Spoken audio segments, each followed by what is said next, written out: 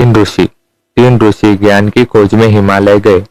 जब वो वहां पहुंचे तो उन्हें बहुत भूख लगी थी। तब उन्होंने देखा कि उनके पास केवल 3 रोटियां हैं।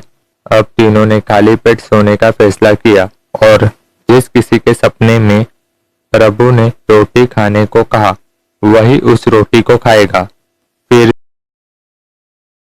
तीनों ऋषि सो गए। आधी रात के बाद तीनों उठे और एक दूसरे को सपने के बारे में बताने लगे। पहले ऋषि ने कहा, मैं सपने में एक अजीब जगह पर पहुंच गया था। वहां बहुत शांति थी। वहां मेरी मुलाकात भगवान से हुई। उन्होंने कहा, आपने जीवन में हमेशा त्याग किया है, इसलिए इन रोटियों पर आपका अधिकार है, तो तुम्हें इसे खा लेना चाहिए।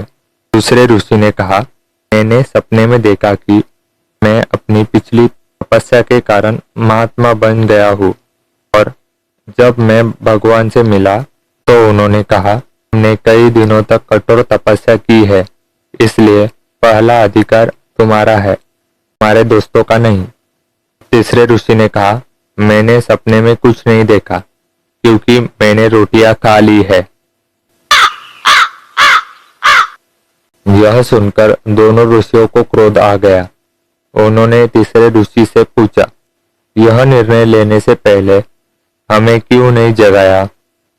तीसरे ऋषि ने कहा, मैं कैसे उठा सकता था आप दोनों को, क्योंकि आप भगवान से बात कर रहे थे, परंतु प्रभु ने मुझे उठा लिया और भूखे मरने से बचा लिया। कहते हैं कि अगर बात जिंदगी और मौत की हो तो कोई किसी का दोस्त नहीं होता।